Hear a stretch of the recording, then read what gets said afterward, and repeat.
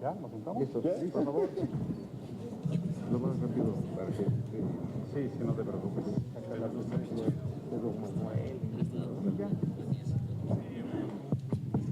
Muy buenas tardes. You have translation? Yeah, I guess. You have some probably over here. ¿Alguien necesita? Aquí necesitan. Javier. You have.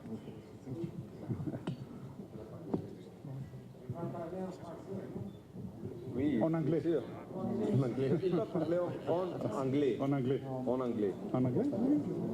Anglais. Bueno, senador Muñoz Ledo, en lo que discutimos el idioma de la charla, déjeme darles la bienvenida. Es para el Colegio de México un honor tener a todos ustedes aquí. Agradecemos al Senado con quien habíamos organizado esta ceremonia. Debió haber tenido lugar en el Senado, pero por razones de todos conocidas se trasladó aquí al colegio. Le agradecemos la confianza al Senado y al Fondo de Cultura, no solamente la confianza, Tomás, sino el logro de comunicar un economista como Piketty. El Fondo tiene una larga tradición. El Fondo nació en 1934 para responder a la crisis económica de 1929 y ha publicado a los principales economistas del mundo occidental, comenzando por los clásicos. Keynes, 100 años después de publicar en inglés, y ahora el libro de Piketty continúa con esta tradición. Voy a ir muy rápido, además de, repito, dar el agradecimiento al Senado y al Fondo. Les voy a pedir un minuto de silencio. El Colegio de México perdió ayer a uno de sus grandes consultores. Yo siempre he dicho que todos, el más humilde de los trabajadores, el más sencillo de los estudiantes, el más torpe de los profesores, que seguramente seré yo, todos hemos construido el Colegio de México, pero hay constructores aparte. Y pongo en orden cronológico a Daniel Villegas, Alfonso Reyes, Silvio Zavala, que sucedió a José Villegas en la presidencia, y luego a Víctor Urquidi. Para mí esos son los cuatro pilares del colegio. Él fue el creador del Centro de Estudios Históricos, luego presidente de la institución, finalmente profesor emérito. ¿Qué nos deja de legado Silvio Zavala? Trabajo, trabajo y trabajo. Él fue el primer historiador científico, profesional en México. Antes de él, los historiadores, por buenos que fueran grandes escritores, desde un Lucas Alamán, un Palacio de Justo Sierra, todos ellos dominados, a pesar de que eran grandes escritores y que tenían enorme perspectiva histórica, dominados por las pasiones políticas y por las obsesiones religiosas. Un historiador profesional se llama Silvio Zavala. Además, tres cosas nos dejó. Uno, la seriedad ante la documentación, las fuentes, la madurez en la interpretación. Y un tercer legado de Silvio Zavala, nunca perder tiempo en temas frívolos. Este país necesita que se atiendan los temas fundamentales, los realmente esenciales. Silvio Zavala, Colegio de México. Y entonces, si me acompaña con un minuto de silencio, la institución estará muy agradecida con ustedes.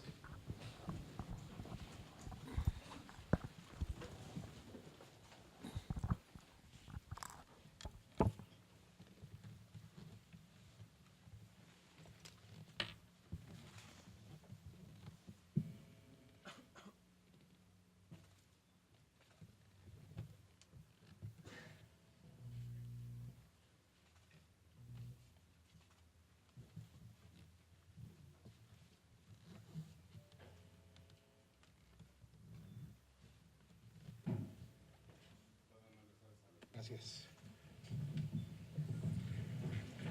Silvio Zavala no nos hubiera permitido perder tiempo, nunca lo permitió, así que voy a entrar de lleno dando la bienvenida al senador Miguel Barbosa. Senador, muchísimo gusto tenerlo aquí.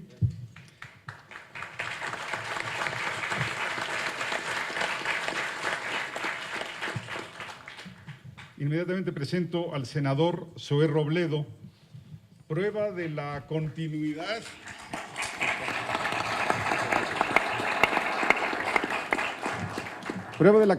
y de las instituciones educativas de México. El senador, no hace muchos años, fue mi alumno y le tengo un gran cariño. Senador, usted presenta al profesor Piketty. Adelante, profesor. Adelante, senador. Gracias. Donde usted quiera, senador. Gracias. No, adelante. Muchísimas gracias. Muchas gracias, estimado doctor Javier García Diego. Le agradezco el comentario y que no haya dicho cuánto me saqué en su clase. Gracias, por supuesto, al senador presidente Miguel Barbosa Huerta por su compañía en esta tarde aquí. Por supuesto, a nuestro invitado, al doctor Thomas Piketty, cuya voz se ha estado escuchando en el país y hoy se escucha aquí en el Colegio de México con senadores y con la idea de que se sigue escuchando. Por supuesto que al maestro Salomón Chertorivsky Woldenberg, secretario de Desarrollo Económico del Distrito Federal, que nos hará algunos comentarios, al doctor Jaime Sampere Campello, del académico investigador también de esta institución, al doctor David Catalá, profesor investigador del Colmex, a todos, a don Porfirio Muñoz Ledo, por supuesto, al senador Manuel Bartlett, que desde que salió la primera edición fue de los primeros que la tuvo presente en la primera edición en francés de El Capital, y por supuesto a los estudiantes del Colmex que están hoy aquí, también a los del ITAM, de la UAM, de la UNAM, de la Ibero, del CIDE, a todos quienes están en el salón contiguo y a quienes nos ven por el canal del Congreso en este momento en una transmisión en vivo. Quiero ser muy breve y quiero empezar con una pregunta. ¿Cómo llegamos hasta aquí? La respuesta me parece que no es única porque es muy general. ¿Cómo llegamos hasta aquí? ¿Dónde? ¿Cómo llegamos hasta aquí al momento económico que vive el mundo? ¿Cómo llegamos hasta aquí al momento político tan grave que atraviesa nuestro país? Y es más, ¿cómo llegamos hasta aquí al Colmex si esta era una conferencia que se iba a dar inicialmente en el Senado de la República? Y todas las respuestas, todas, me parece que están en una sola palabra: desigualdad. La desigualdad sin duda del mundo en la concentración de la riqueza, que es justamente de lo que nos va a hablar hoy el doctor Piketty, la voz más potente en el mundo sobre este tema. En México, la desigualdad en el ingreso, tema del que seguramente el maestro Chertorivsky hará algunos comentarios, y en la calle, desigualdades totales. Y por desigualdades totales me refiero, por supuesto, a la desigualdad en la concentración de la riqueza en nuestro país, pero por supuesto también me refiero a la desigualdad en la distribución del ingreso, pero también desigualdades en el acceso a la justicia, desigualdad en el acceso y la calidad de los servicios, desigualdad en el ejercicio de los derechos políticos, desigualdades totales que hoy adquieren el rostro de 3,000 jinetes a caballo que en este momento están afuera del Senado y es una de las razones por las que no podemos estar ahí. Desigualdades totales como la de un joven que el día de ayer tomó la decisión de prenderse fuego afuera del Congreso del Estado de Chiapas, de mi estado. Desigualdades totales como la de los padres y madres de los 43 desaparecidos estudiantes de Ayotzinapa que reclaman vivos a sus hijos. En todos los casos, en todos, hay un reclamo cuya causa y cuyo origen está en algún mecanismo arraigado que preserva la desigualdad.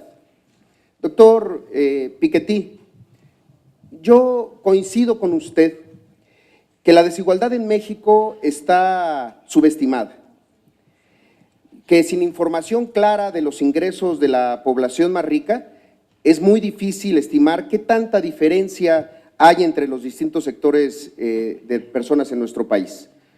Coincido con usted que ha mencionado que en nuestro país, pues probablemente la desigualdad sea todavía mayor que la que sabemos al día de hoy.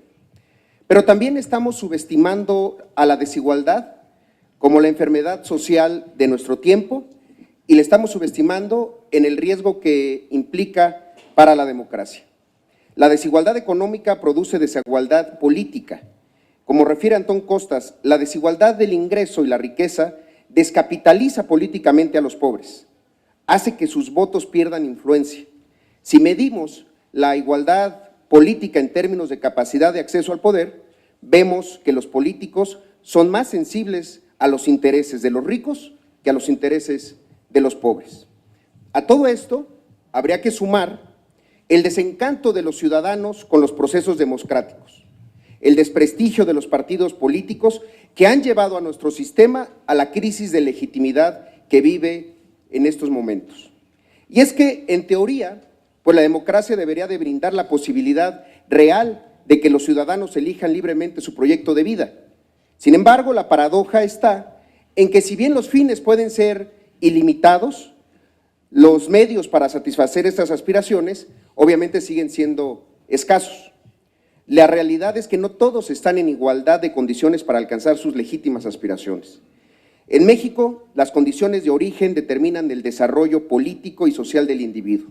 Lo que en teoría se establece, todos somos iguales en la capacidad de ser libres a nuestra manera, en la práctica resulta una cosa totalmente diferente. Las expectativas desfasadas llevan a la población a arraigar sentimientos de frustración. Esta frustración de no verse reconciliada con proyectos alternativos para la satisfacción de metas e ideales mina la lealtad hacia las instituciones democráticas, debilita la influencia de los votos de los que tienen pocos recursos económicos y reduce la igualdad política. La desigualdad, pues, tiene la fuerza suficiente para asesinar a la democracia. La buena noticia y la razón por la cual para mí era tan importante escuchar la voz de Piketty en el Senado es su gran hallazgo. El gran hallazgo desde mi punto de vista de su investigación, y este es que la desigualdad es un fenómeno político y que por tanto puede ser resuelta por medios políticos. Y además, la historia nos enseña que en los momentos, como lo dijo Porfirio Muñoz Ledo hace algunos días, en que la política puede encabezar y puede generar la dinámica creativa de transformación, es justamente en las crisis y es justamente en momentos de colapso como el que quizá estemos viviendo el día de hoy. Por eso, doctor Piketty, hoy escucharemos su voz, pero déjeme decirle que sus ideas, la izquierda mexicana las hizo suyas en el pasado debate del destino del petróleo de nuestro país. Gracias por acompañarnos hoy y gracias por acompañarnos desde entonces. Para concluir, permítame reconocerle un aspecto de su obra, reconocerle lo refrescante y lo innovador de explicar un modelo económico a través de autores como Balzac o Jane Austen. Permítame intentar hacer lo propio sobre este 2014 mexicano, pero a través de Charles Dickens. Era el mejor de los tiempos, era el peor de los tiempos. La edad de las reformas estructurales y de Ayotzinapa. Era la época del hombre más rico del mundo y de los 74 millones de pobres. Era la edad de mover a México y la edad del ya me cansé. La era de la luz y de las tinieblas. La primavera de la portada del Time y su Saving México y el invierno de las 8 columnas de Le Monde y sus revueltas contra el Estado mafia mexicano. Todo lo poseíamos, pero no teníamos nada. Caminábamos derecho al cielo y nos extraviamos por el camino opuesto. Gracias.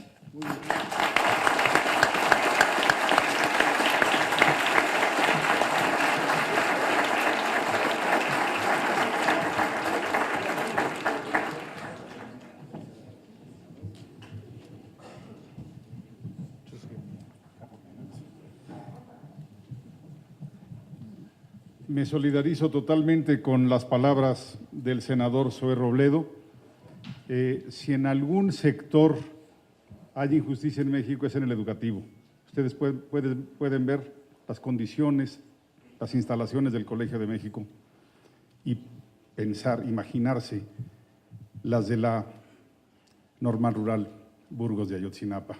Eso provocó que la sensibilidad y la solidaridad de la comunidad, de nuestros alumnos y nuestros colegas profesores haya sido tan sincera. Estoy orgulloso de la respuesta de esta comunidad.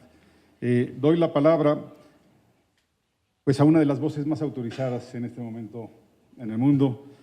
Profesor Piketty, bienvenido al Colegio de México, una institución que se honra en tenerlo. Ha tenido aquí muy buenos economistas el Colegio de México, han pasado muy buenos economistas, pero no creo que ninguno como usted. Adelante.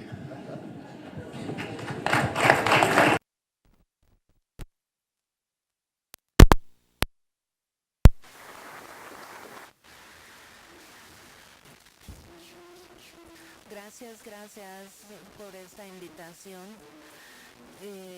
Me honra poder hablar hoy aquí con esta invitación conjunta del Colegio de México y el Senado. Entiendo que es un día especial para México, es el aniversario de la revolución también.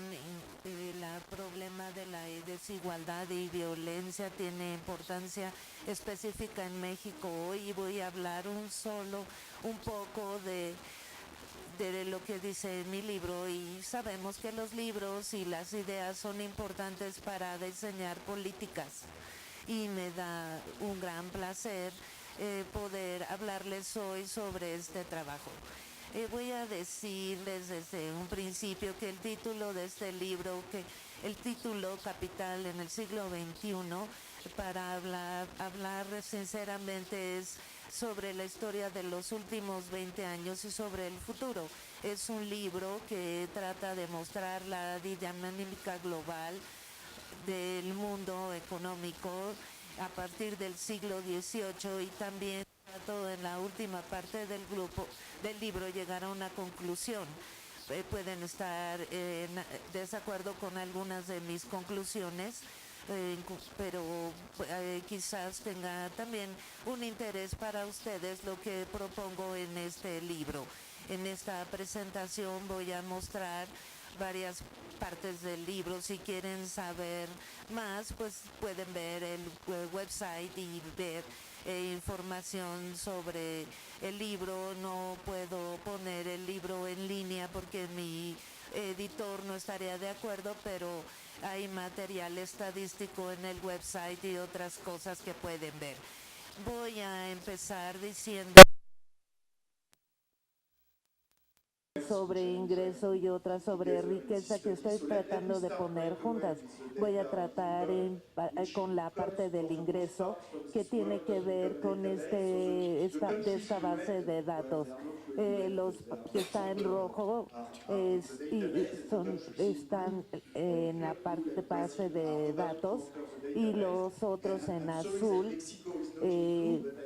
están también ahí, pero estoy seguro que México no está en azul, pero probablemente tienen acceso a datos, tendré acceso posteriormente a información sobre México. Me disculpo porque no hay información sobre México en el libro, pero México ha tenido un impuesto al ingreso desde 1924-25.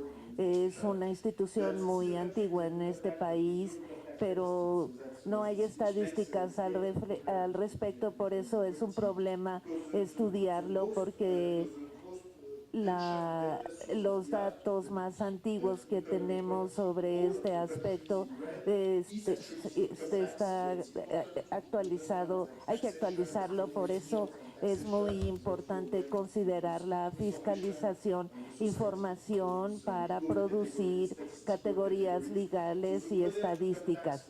Este impuesto al ingreso fue creado en los 1930 en Estados Unidos, en 40 en Francia y en Japón y en otros países posteriormente, lo que permitió que creciera con más anticipación.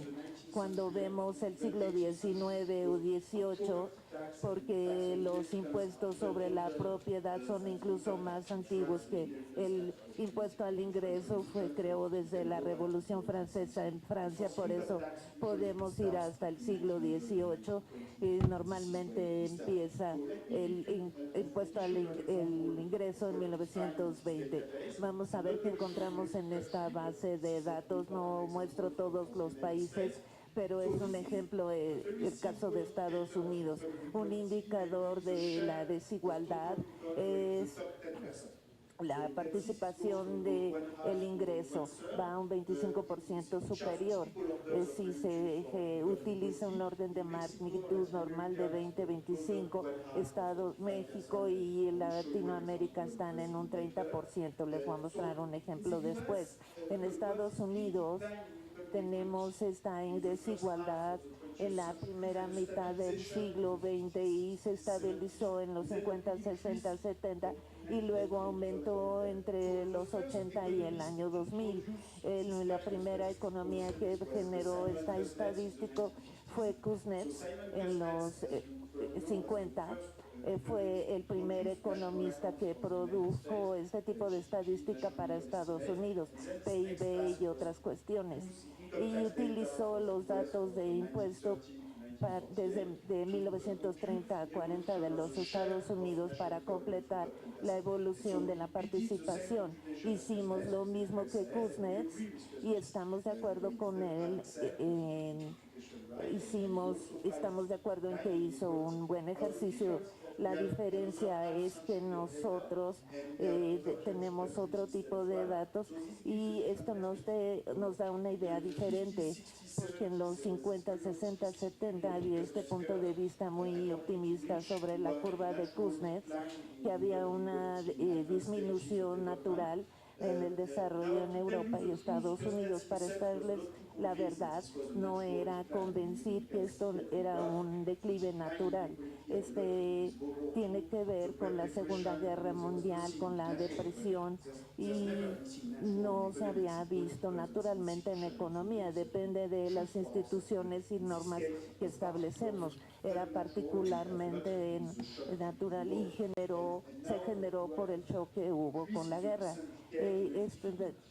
Es difícil creer en esta ley universal sobre la desigualdad en estados avanzados del desarrollo. No creo que en las leyes universales opuestas no se debe pensar que va a aumentar por siempre, sino que debe crecer en ambas direcciones, y cuál prevalecerá dependerá de las instituciones y las políticas. No creo que una ley determinística de economía, sino creo que las políticas son más importantes. Pero en Estados Unidos, ¿cuál es la explicación para esta desigualdad? Tiene que ver con la desigualdad al acceso a la educación. La desigualdad ha aumentado mucho en Estados Unidos a comparación de otros países como Alemania y Japón, porque tenemos globalización en todos lados, no solo depende de la ley de mercado, sino uno de los razones puede ser que la desigualdad, el acceso a las habilidades y a la educación es particularmente importante en Estados Unidos. Hay importantes universidades, pero la mayoría de la población no va a estas escuelas, sino que va a otro tipo de escuelas, y esto ha aumentado más en los últimos 30 años, lo que genera una fractura del 50% de la población. No ha habido un aumento en los últimos 30 años, en donde las partes de la población vaya a mejores escuelas, y esto explica parte del aumento de la desigualdad. Una conclusión importante en mi libro es que la difusión de habilidades y conocimiento es quizás forma más importante para reducir la desigualdad, pero esto debe ser inclusivo. Probablemente se debe a que hay una falta de inclusividad. Se puede ver también otra parte importante de la explicación tiene que ver con la administración de estos ingresos altos, es que hay una gran fluctuación debido a las ganancias de capital. Esto aumenta en el 10% superior, en la participación superior, y los ingresos que están muy arriba, administrativos que están muy arriba, y después del crash esto aumentó aún más. Es difícil explicar tan solo con la educación. porque sabemos que estas personas del 1% superior tienen mucha más educación que el resto. Entonces hay que invertir más en la educación para reducir la inigualdad. De acuerdo con alguna investigación que hemos hecho, tiene que ver probablemente con un fracaso del sistema corporativo de gobierno, y esto genera una disminución importante en este periodo en Estados Unidos. En un aumento en este grupo de personas que ganan el ingreso más alto, que tienen compensación por edad, por muchas otras, por desempeño. No podemos encontrar el impacto del desempeño en esto. Esto se puede ver en forma más detallada en el libro, pero ahora voy a ver a otra cuestión que está más relacionada con la cuestión de la distribución del ingreso. Les voy a mostrar otra gráfica que muestre una forma U. De hecho, es un proceso económico y social muy diferente. Esto es muy importante en Estados Unidos y menos en Europa y Japón. El otro es más importante en Europa y Japón y menos en Estados Unidos.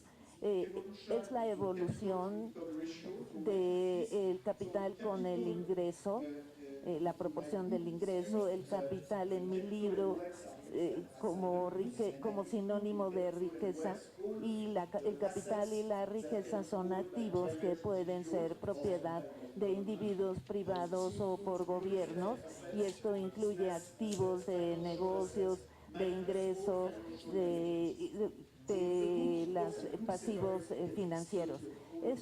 Tenemos toda la historia de estos activos en el libro, pero es útil ver cuál es el valor total de la riqueza privada. Se puede ver que en el siglo XIX había mucha riqueza privada en proporción al ingreso nacional. Luego disminuyó durante la Primera Guerra Mundial y la Gran Depresión.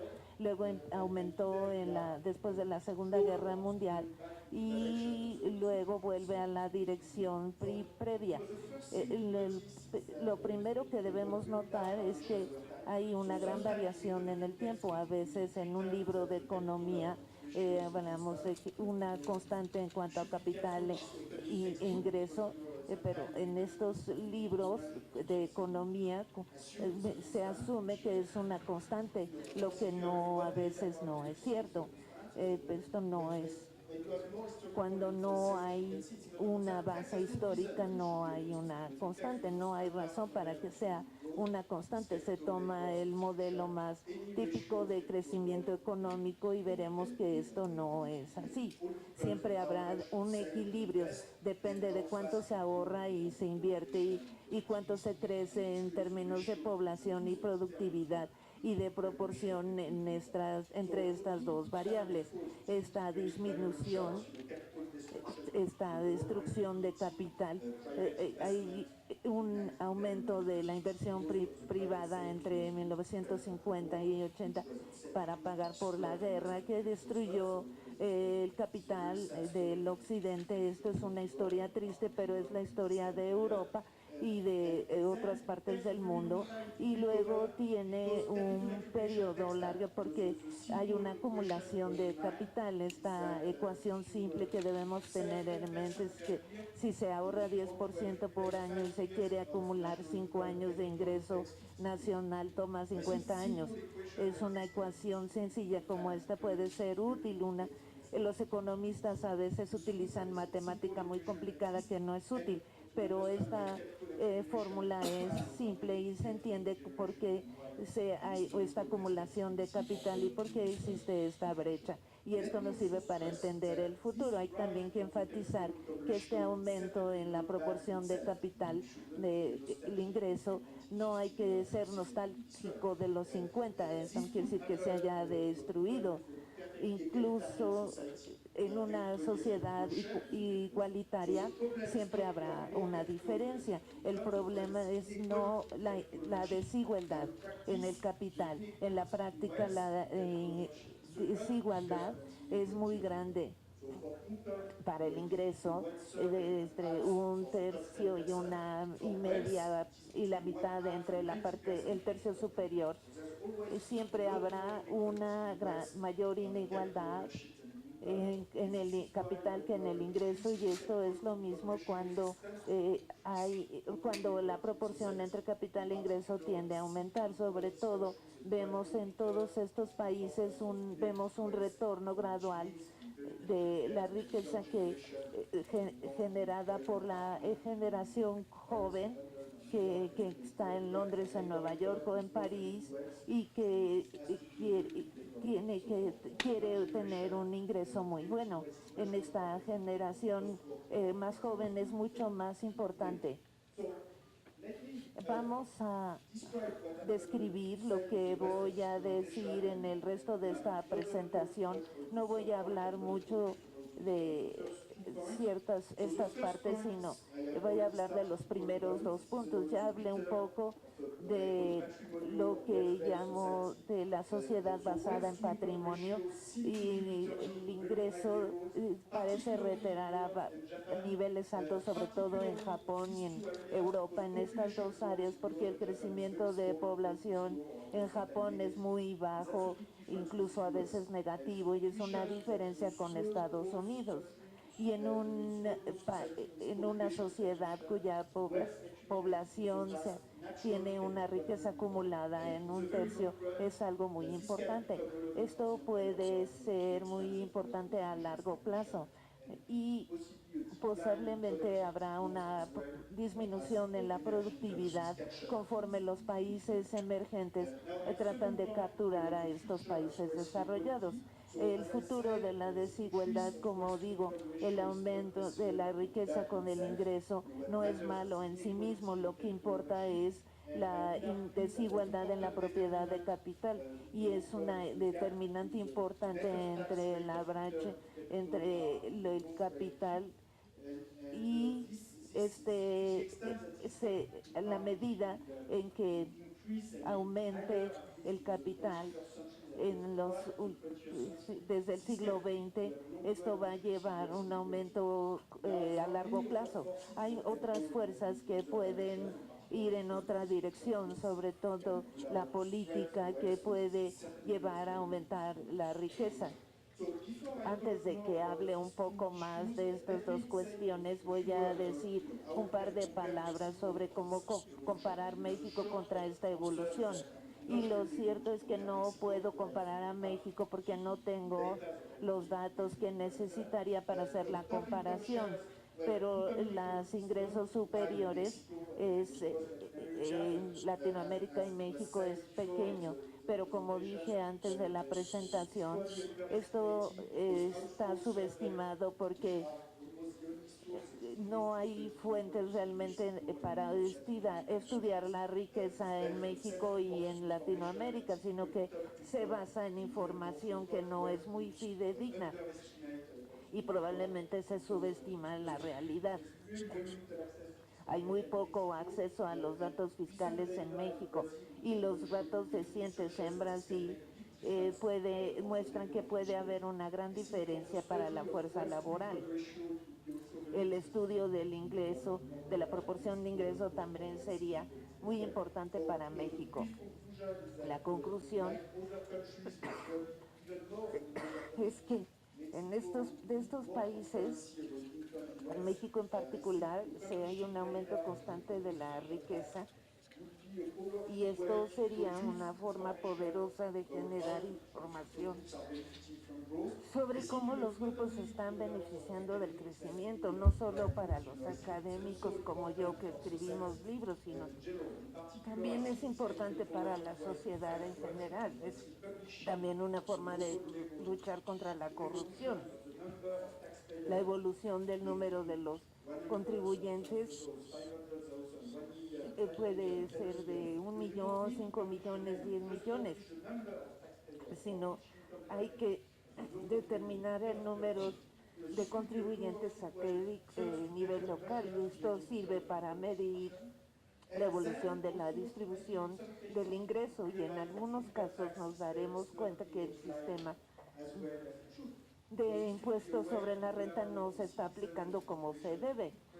Hay que poner presión para que se mueva el gobierno a un mundo más claro y se tenga más confianza en el gobierno. Es difícil confiar en el gobierno si no se conocen los datos del ingreso sobre la renta y cuándo se está pagando por ello. Es importante decirle a la población lo que se está pagando en términos de ingreso y cómo esto cambia con el tiempo. Esto es muy importante para el ingreso, es más importante para la riqueza, y por eso el estudio de los impuestos progresivos de los impuestos y de la riqueza es muy importante. Por supuesto, no hay datos en México y las personas leen revistas y se enteran sobre Carlos Slim y todo eso es muy interesante, pero sería mejor tener datos más sistemáticos, sobre todo en lo que se refiere al ingreso y al rendimiento, lo que generaría una percepción diferente de los contribuyentes. Les voy a mostrar algunas estimaciones para Brasil para que vean por qué es importante. Hay una desigualdad en Brasil, de acuerdo con información que se tiene allí. En la parte superior se tienen los datos basados en datos fiscales que estuvieron disponibles después de la publicación de mi libro, y el estudio reciente que utiliza los datos mexicanos.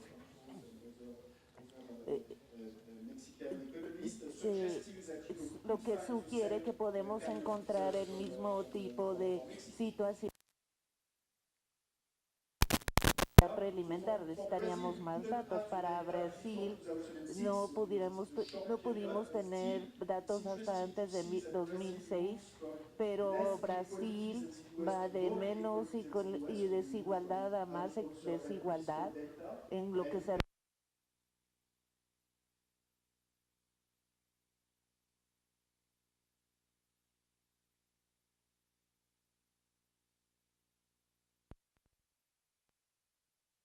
la evolución es diferente. De acuerdo con los datos oficiales, la desigualdad disminuye en Brasil, pero cuando vemos los datos vemos que realmente es muy alta. Esto es aún preliminar. Quisiéramos tener los años previos y también quisiéramos datos de México, pero no es importante para concluir que es importante tener acceso a los datos fiscales porque puede cambiar la imagen.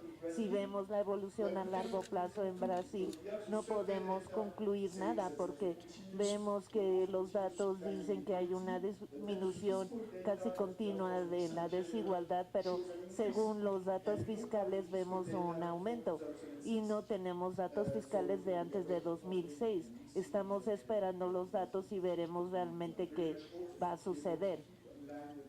Pero podremos probablemente poner en línea a México y a Brasil en lo que se refiere al ingreso al impuesto sobre la renta.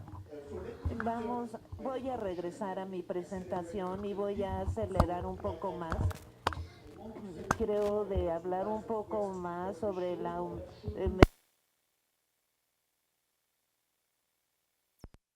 voy a hablar del periodo.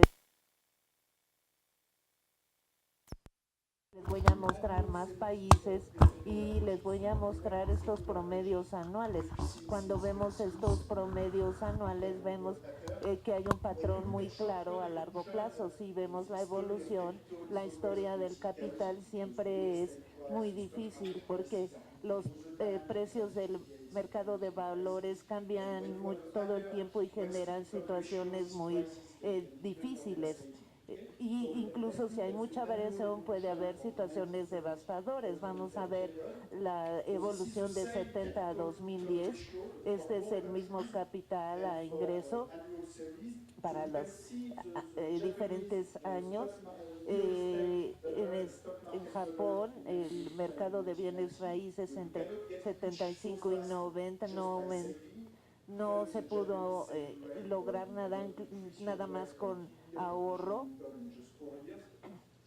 Esto requería una tasa de ahorro de 50%, un periodo de 50%. Esto se debe a que el mercado de valores está cambiando y hay un aumento en los bienes raíces que es un factor muy importante en esta relación. Esto está relacionado con la primera parte de la explicación. Es que cuando tenemos un crecimiento lento, sobre todo de población, se tiende a acumular una proporción más alta de ingreso.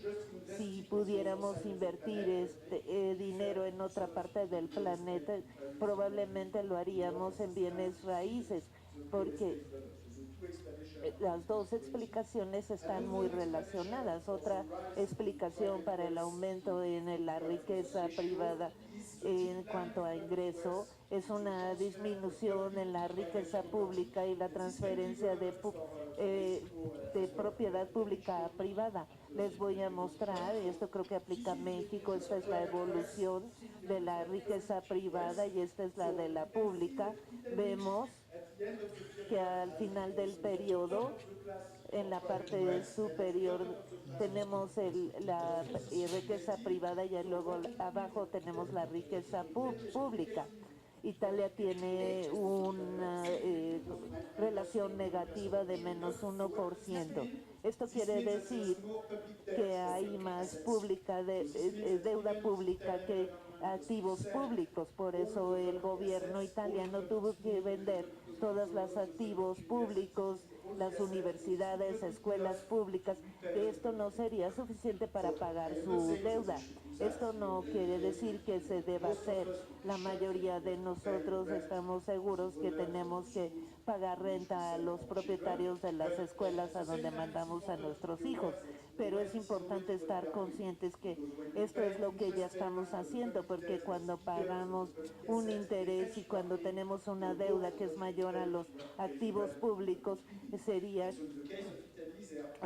la situación que tienen en Italia y están poniendo 60% del PIB en el pago de esto y mientras su presupuesto para las universidades es menos de 1%. Esto puede ser relevante para muchos países que tienen más y más deuda pública y menos activos públicos. Esto puede aplicar en Europa, en Estados Unidos, en Alemania. De acuerdo con la hoja oficial, el balance general oficial, el valor de los activos públicos es de 30% del PIB en estos países y el valor de la deuda es 60% del PIB.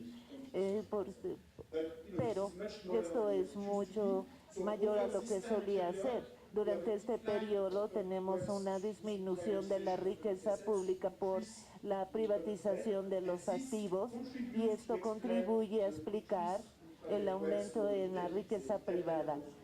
Por eso en Italia se tuvo la situación que se tuvo y se tuvo ese aumento en la deuda. Estas son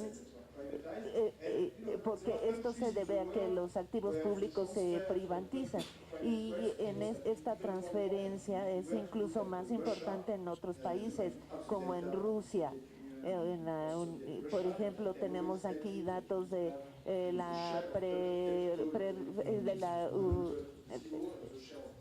URSS y de Rusia.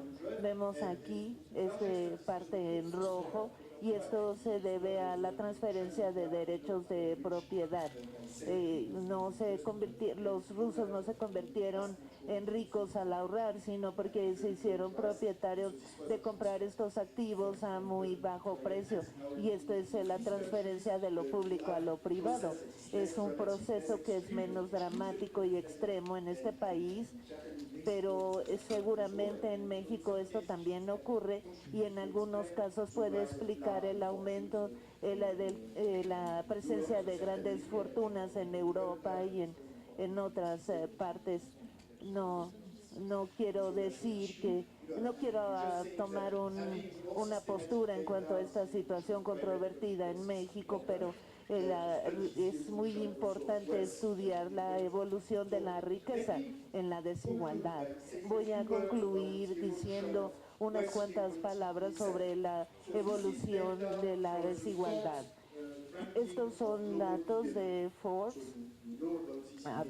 Conocemos esto en México porque una persona, un mexicano está en la parte superior de esta lista. Estos datos publicados por Forbes no son particularmente confiables.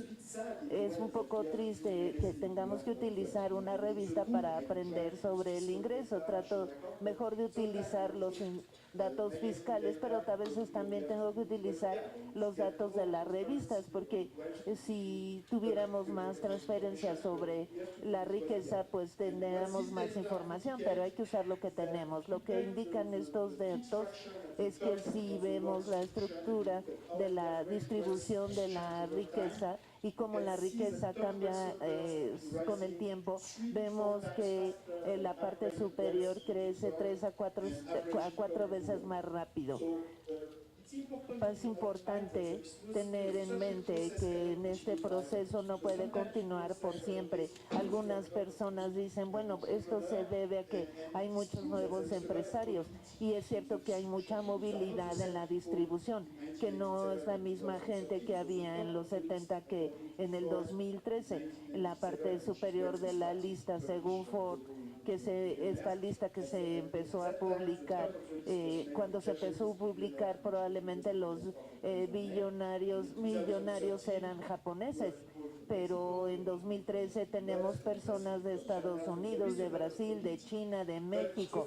El hecho de que hay movilidad no explica por qué la riqueza promedio de este grupo debe crecer 3 a 4 veces más rápido, porque en principio cuando hay movilidad algunas personas suben, otras bajan, pero esto tiende a compensar. Si estuviéramos en un equilibrio de la distribución de la riqueza, la tasa promedio de crecimiento en este grupo sería aproximadamente la misma que para el mundo en general. Esto no puede continuar por siempre. Si esto continúa durante 3 o 4 o 5 décadas, toda la riqueza estará en los millonarios, en un 1%, y esto es demasiado. Esto tiene que detenerse en algún momento. No digo que esto debe detenerse antes. No sabemos cuán lejos irá, y eso en sí es un problema, y parte de la explicación es que es un periodo de tiempo en que hay mucha privatización, donde se generó mucha riqueza de la privatización. Parte de esto también se debe al hecho de que hay una regulación y hay una gran desigualdad. Cuando digo que es importante entender que esta tasa de crecimiento R no es la misma que esta, y esto se debe a un portafolio, y se debe tener mayor acceso a esa cartera o portafolio. Para darles un ejemplo claro de esto, si vemos aquí la tasa de retorno de las universidades, no muestro esto en el Colegio de México para que se depriman, no se pongan tristes. Mi libro es un libro optimista, no es un libro apocalíptico. Es importante estar consciente de ello. Este es el retorno de las universidades, el promedio de las universidades de Estados Unidos. Lo muestro porque tenemos buenos datos, porque ellos publican sus estados financieros y sé qué es lo que tienen, mientras que con los de Forbes realmente no sabemos. Lo que vemos es que todos están teniendo muy buenos resultados. Esto es después, desde la deducción de la inflación, de todos los cargos administrativos. Por supuesto, no están invirtiendo en el tesoro, están poniendo su dinero, algunos ponen su dinero ahí, pero las universidades no lo han hecho. Vemos aquí los derivados financieros, y vemos que cuanto mayor es el retorno, mayor es el ingreso. Por ejemplo, Harvard está gastando 3% de costo administrativo porque tienen entre 3 y 14 mil millones de dólares. Entonces, si podemos gastar todo ese dinero cada año para pagar la administración, estas personas tendrán una buena tasa de una buena proporción. Esto ya es bastante. No se puede gastar un billón de dólares cada año. $1,000 millones cada año en gastos administrativos. Esto es una fuerza muy importante para aumentar la desigualdad. Es importante comparar esto con la cantidad del dinero que se genera por filantropía privada en estas universidades, porque vivimos en una época entonces en donde las personas son increíblemente optimistas, en el sentido de que los billonarios son muy generosos y pues están dispuestos a dar parte de su dinero a la educación y no se requiere impuestos. Esto no es muy cierto. Tenemos los datos y lo que nos dicen los datos en una universidad como Harvard es que los donativos promedio en este mismo periodo fue de 0.5% cada año, comparado con el retorno financiero es mínimo. Esto permite que los hijos puedan ir a Harvard, lo que es muy útil, pero esto permite entender porque los gastos administrativos han variado tanto de un año a otro. Se contribuye a la creación de estas organizaciones filantrópicas y se les deberían cobrar más impuestos a estas asociaciones filantrópicas que al contrario perdonarles los impuestos. Hay muchas formas de reducir la desigualdad. Lo mejor es el impuesto progresivo a la riqueza. Pues no sé si esto va a suceder, pero es posible introducir en un país como en México esta imposición progresiva y generar información sobre cómo los grupos de riqueza están formados y luego adaptar los impuestos a lo que está sucediendo, lo que está en la parte superior de la lista en México. Estaba aumentando a 7% por año en lugar de aumentar a 1 a 2%. Creo que esto puede funcionar en un país como México.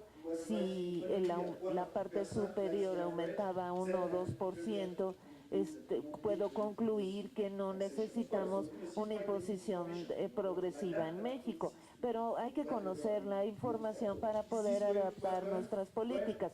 ¿Va a suceder esto? Bueno, la historia de la imposición está llena de sorpresas. Si vemos una historia corta del impuesto sobre la renta en algunos países como Alemania y Francia, se aplica a los ingresos más altos. Si se aplica a menos 1% de la población, en particular en Estados Unidos, cuando se tiene un 70, 80 o 90% de imposición, esto contribuyó a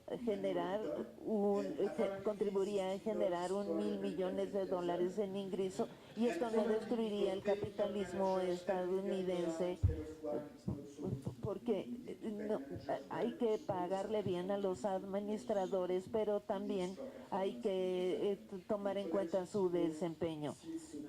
Esto se ha estado viendo desde los 80s y se ha visto que ha habido una disminución en la imposición a partir de la década de los 90. cuando se ve los datos de las compañías, es difícil encontrar evidencia de un mejor desempeño. Esta es una historia que está llena de sorpresas y vemos la evolución de la progresividad de los impuestos y de la riqueza. También vemos esta variación muy espectacular. Este es el mismo crecimiento de este impuesto sobre la renta. Esto no va a ser para todo el mundo en la población, sino para las personas que tienen grandes ingresos. De nuevo vemos que en Estados Unidos y el Reino Unido están utilizando la imposición progresiva incluso más que Francia y Alemania, probablemente porque en Francia y en Alemania la destrucción del capital durante la guerra generó otra perspectiva. En Alemania tenemos un impuesto sobre la renta muy alto y esto lo vemos 90%, pero este es el momento en que Alemania estaba dominada por Estados Unidos. Y cuando Alemania tuvo su independencia en los 50, redujo la tasa impositiva mucho menos porque no querían tener estos niveles tan altos de 90% de los estadounidenses. Y lo mismo sucede en Japón. En 48, 50, cuando Estados Unidos determinaba la política impositiva de Japón. Lo que es interesante es que los estadounidenses buscaban castigar a los alemanes o a los japoneses por la guerra. Esto era parte de lo que se pensaba en la época. Se hablaba de una institución democrática muy importante y se trajo una institución fiscal que prevenía que la democracia se volviera en una plutocracia con una concentración extrema de la riqueza. Esto puede parecerles muy claro hoy en día, pero lo muestra que la historia tiene muchas sorpresas y que hay diferentes formas de organizar el capitalismo. Se puede tener una economía de mercado privada y se tiene propiedad y aún unas tasas impositivas muy altas para evitar la desigualdad y la perpetración de la desigualdad, porque eso no es útil para el crecimiento. En Alemania o en otros lugares con un impuesto de 30 a 40% o como por ejemplo en Camerún, que realmente no son de izquierda, y esto no está generando problemas. Creo que es posible, sin esperar a un gobierno global perfecto o cooperación perfecta, trasladarnos a una imposición progresiva en México y tener una imposición más alta por ejemplo, en el consumo y en la riqueza de las personas en los niveles más altos. Y también no sé lo que México hará en el futuro, pero estoy seguro que será una historia complicada y estoy convencido que al ver la experiencia de otros países, me pido una disculpa de que México no está más presente en mi libro, pero el ver la experiencia de otros puede ser útil en un país como México. Voy a detenerme ahí. Muchas gracias por su atención.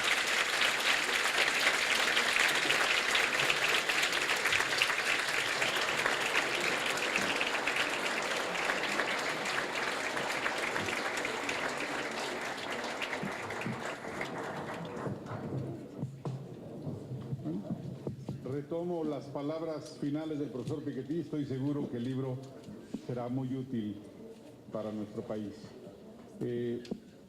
Doy la palabra ahora al primer comentarista. Tenemos dos comentarios. El primero es de Jaime Sempere, profesor investigador del Colegio de México, de los Estudios Económicos. Jaime, por favor. Creo que voy a hablar. Seguir el ejemplo de mis anteriores. Bueno, ahí me dijeron que hablara en inglés, entonces la conferencia la voy a dar en inglés, ¿no? Me lo comentaron desde un principio, ¿no? Creo que sí, ¿no? El fondo, como yo puedo darlo en cualquier idioma.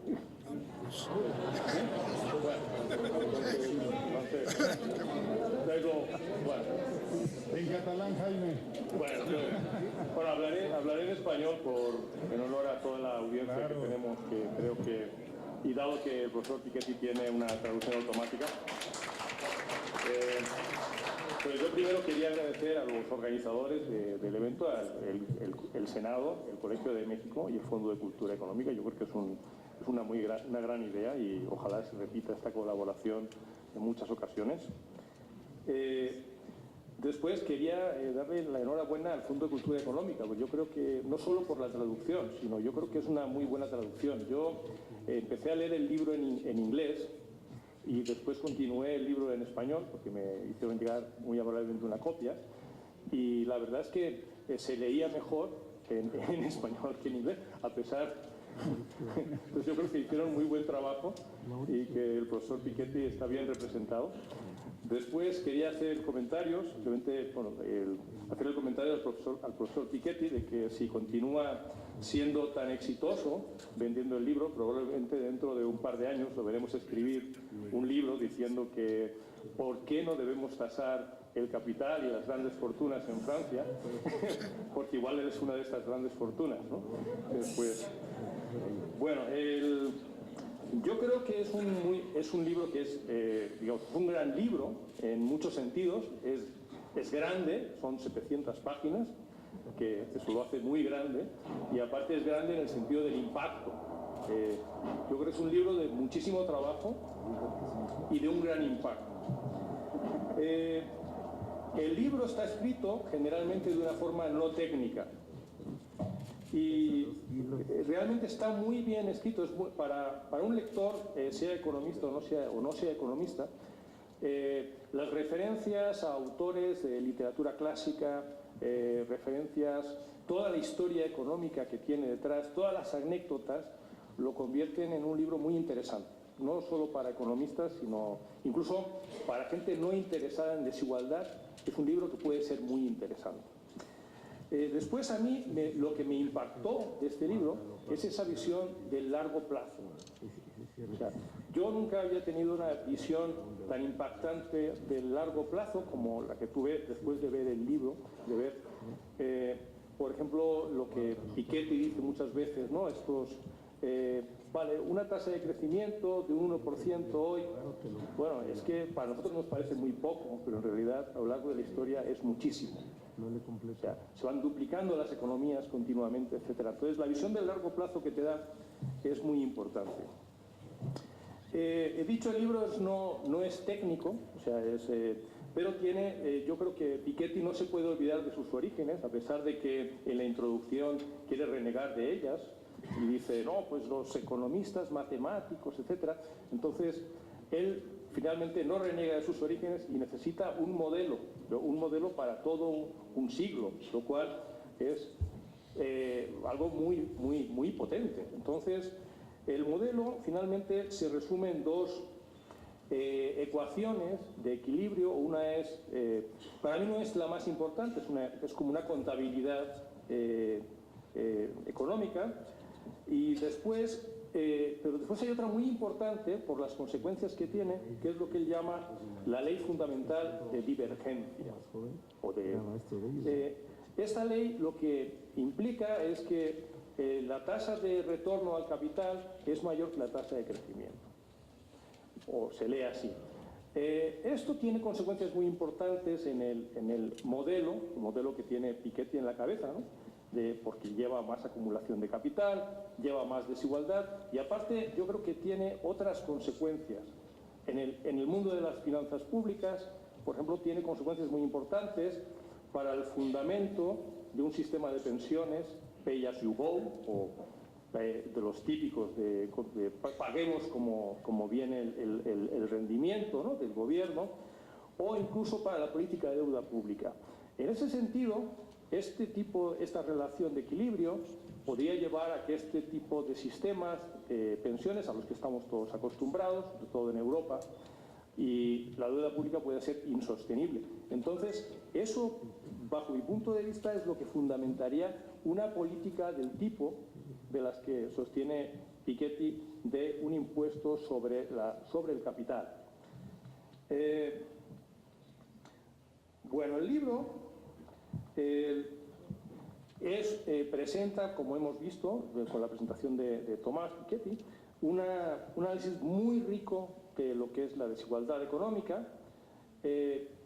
Yo estoy de acuerdo con él en que es mejor ver lo que sería la distribución completa del ingreso o la curva de Lorenz en su forma gráfica, que ver simplemente algún indicador agregado como el indicador Gini de desigualdad. Aunque él se enfoca sobre todo, aunque Piketty se enfoca sobre todo en el análisis de lo que pasa con los centiles o deciles mayores, o sea, el 1% más rico, el 10% más rico de la población, yo pienso que el análisis de desigualdad que hace es muy completo, porque él analiza todas las fuentes de la desigualdad por tipo de ingreso, o sea, y yo creo que esta es la primera vez que lo veo. O sea, y eso es muy importante y muy ilustrativo. Aparte, el trabajo que se presenta es un trabajo de muchísimos años. Yo he leído algunos de los artículos publicados sobre el tema, incluso algunos antes de que apareciera el libro, de Piketty, con varios coautores como Saez o como Atkinson. Y es un trabajo de muchos años, un trabajo que yo creo que es arduo y muy, muy difícil. Un ejercicio que hace, que a mí no me gustó demasiado en el libro, es analizar las tendencias de la desigualdad de ciertos países emergentes, por ejemplo Argentina. Y no es que no me guste que haga esto, lo que no me gusta es que haga comparaciones entre Argentina, otros países emergentes y Estados Unidos, Reino Unido, etc. ¿Por qué no me gusta que haga comparaciones? Porque, bueno, las tasas de evasión en estos países son enormes. Yo estuve viendo una referencia Sabatini y Jiménez, en 2012, calculan que en Argentina en 2005 la tasa de evasión del impuesto sobre la renta era del 49,7%, alrededor del 50%. Y la tasa de IVA es el 21,2%, en un impuesto como el IVA donde es muy difícil evadir. Eso quiere decir, digamos, dado que la evasión fiscal es fundamentalmente regresiva, porque pueden evadir más los más ricos, entonces eso quiere decir que pues, la comparación por lo menos es injusta, o sea, entre países.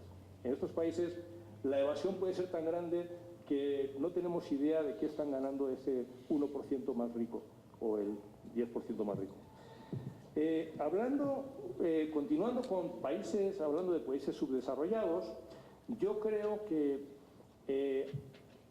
bueno, hay otras cosas, aparte de esta relación de equilibrio de largo plazo entre la tasa de rendimiento del capital y la tasa de crecimiento, hay cosas que son muy importantes y que habría que tomar en cuenta para determinar la desigualdad en estos países. En particular me refiero a la calidad de las instituciones. Hay unos autores, especialmente Chong, que calculan o que hacen relaciones entre el índice de Gini y algunos indicadores de la calidad de las instituciones. Por ejemplo, hablamos de el riesgo de expropiación, la corrupción en el gobierno, la tradición de ley y orden. Y ellos encuentran relaciones que ellos llaman de causalidad reversa, lo cual quiere decir que, bueno, que tanto la desigualdad genera malas instituciones como las malas instituciones generan desigualdad. O lo que podríamos decir, que incluso países que somos plenamente conscientes de que tenemos un grave problema de desigualdad, no podemos realizar las reformas necesarias para corregirla porque nuestras instituciones son débiles. Hablando sobre la reforma fiscal que Tomás Piketty propone, Bueno, mi primera reacción al ver los datos es, bueno, si nos vemos los gráficos que nos acaba de presentar, pues en Estados Unidos, de hecho, él habla de los países de tradición anglosajona, pues hay una forma de U en las líneas de desigualdad, ¿no? A lo largo del tiempo, a lo largo del siglo pasado. Sin embargo, en países de Europa continental, esta forma de U no se da. Y de acuerdo a Thomas Piketty, pues en parte esto se debe a la progresividad, de que los países de Europa continental han mantenido la progresividad. Entonces, yo diría, bueno, ¿por qué irnos a hacer reformas revolucionarias? Que no son revolucionarias porque el impuesto al capital ya existe en varios países, muchos países, ¿no? ¿Por qué irnos a reformas revolucionarias? Simplemente hagamos los impuestos sobre la renta más progresivos en países como Estados Unidos. Entonces ya de momento tendremos un corrector a esa trayectoria en la desigualdad. Sobre progresividad, que a mí me gustó mucho el tema, el capítulo que tiene, pues yo recuerdo cuando yo estudiaba en finanzas públicas y cuando yo daba clases de finanzas públicas en esta institución, pues aquí nos decían, bueno, pues lo que decíamos, nosotros no debemos distorsionar de top income, ¿no? De la renta más alta. ¿Para qué? Pues para darles incentivos a que trabajen, a que inviertan, y esto va a generar, ¿verdad? Va a generar más trabajo, va a generar empleos y todos estaremos mejor. Sobre esto, dado que estamos viendo bueno, tanto Piketty como yo somos teóricos, pero bueno, éramos teóricos, ahora quién sabe. Bueno, pues me fui a ver como la evidencia empírica, y lo más reciente, hay un artículo de Helser y Ballmer que dice Rising top incomes do not rise the tide. Y eso quiere decir, o sea, que empíricamente, dicen, ellos lo que obtienen es que empíricamente el incremento, países donde el incremento de los ingresos más altos está inversamente correlacionado con el crecimiento económico, lo cual nos diría que quizás más progresividad no va a distorsionar el crecimiento, sino que más bien puede ser al contrario. Luego, para terminar, hablando sobre la tasa global al capital, yo estoy de acuerdo con Piketty con que muchas veces el capital es un mejor indicador de la capacidad de ganar dinero de las personas. Y por otro lado, si lo pensamos en términos muy como de eficiencia, pues muchas partes de lo que es el capital son están en oferta bastante inelástica. Por ejemplo, lo que sería tierras, etcétera. Si hacemos, entonces, grabar estas cosas en realidad, por lo menos en un corto plazo, no debería ser muy distorsionante. Otro tipo de partes del capital, de la riqueza, que es más bien el capital financiero, pues es móvil internacionalmente. Por eso necesitamos lo que Piketty dice, un acuerdo internacional. Acuerdos internacionales es muy difícil que los obtengamos. Y para acabar, déjenme solo decir que ahora el Reino Unido está planteando lo que llama la Google Tax, que es una forma de poner impuestos a las multinacionales para que paguen sobre las rentas que devengan en un territorio, y que va a tener una negociación con otros países europeos para ver si se hace algo así. Entonces, este es un ejemplo de cómo se podría empezar a hablar de un tipo de impuesto de este tipo. Muchas gracias.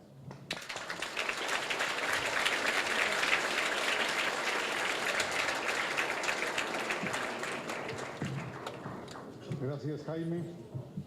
Toca el turno al segundo y último comentario, el maestro Salomón Chertorivsky, secretario de Desarrollo Económico del Gobierno del Distrito Federal. Usted también puede, secretario, hablar en cualquier idioma.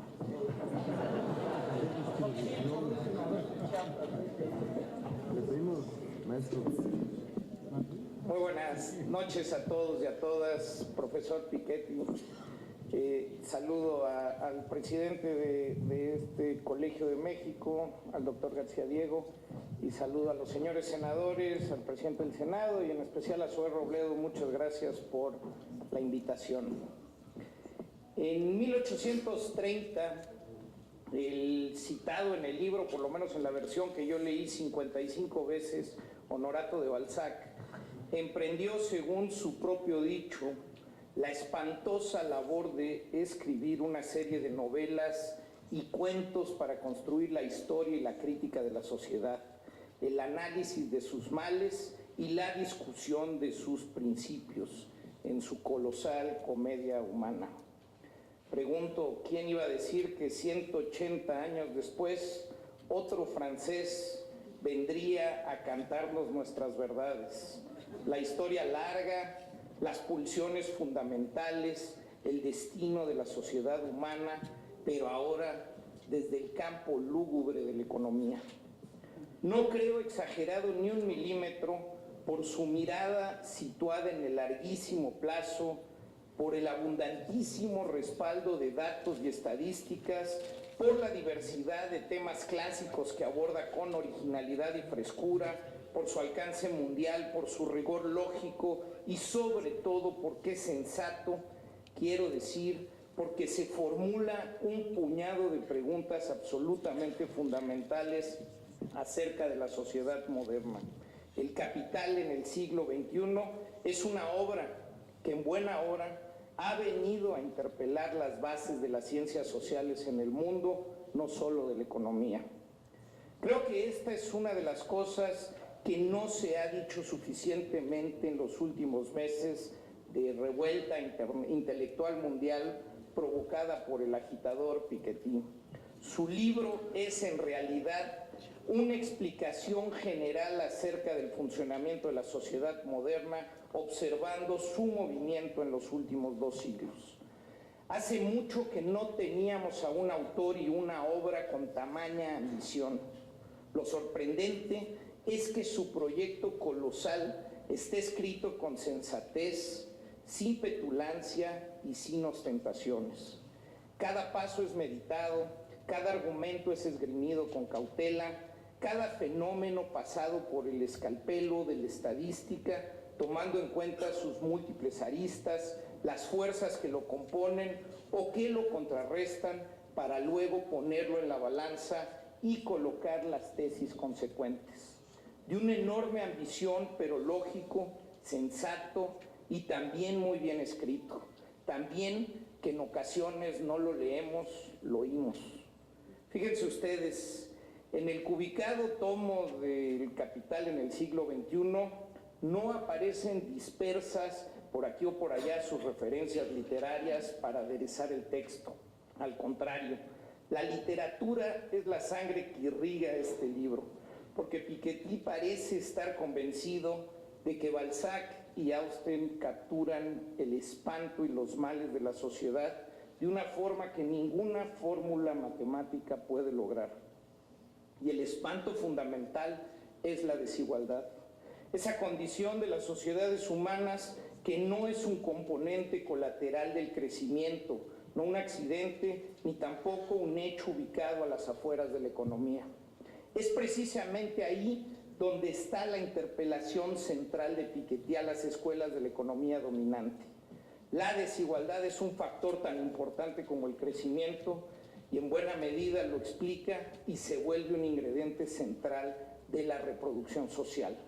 Para decirlo de otro modo, el sistema económico, el capitalismo, sin intervención pública, necesita a la desigualdad. La sensatez de Piketty le impediría redactar una afirmación tan absoluta como la mía, pero esta es una de las ideas latentes a lo largo de toda la obra. Históricamente, la acumulación originaria disparó una flecha que apunta hacia la acumulación infinita, lo que convierte a la desigualdad en un componente central del sistema, al mismo tiempo su premisa y consecuencia. Por lo pronto, la lectura de este volumen provocó un vuelco en todo lo que yo mismo había estudiado y aprendido, y es, hay que decirlo, la radicalidad de Piketty pone de pie lo que había estado de cabeza en el pensamiento económico moderno durante mucho tiempo. 3 cosas. 1, Con horizonte de largo plazo, el crecimiento no es la condición natural de las economías capitalistas. Se trata más bien de episodios afortunados, breves, pasajeros, acotados en el tiempo y el espacio, lo que parece ser la experiencia consustancial del capitalismo es el estancamiento, o para decirlo con la sensatez de nuestro autor, un crecimiento más bien modesto. 2. No existen las llamadas fallas de mercado, más bien los mercados fallan, y fallan casi siempre. No estamos ante una nueva adoración del Estado, porque los Estados también suelen fallar, a veces de manera trágica y siniestra. La lección central es que los mercados no portan los mecanismos de autocorrección y de autorregulación. Estos deben hacerse, elaborarse, y si es democráticamente, mucho mejor. 3.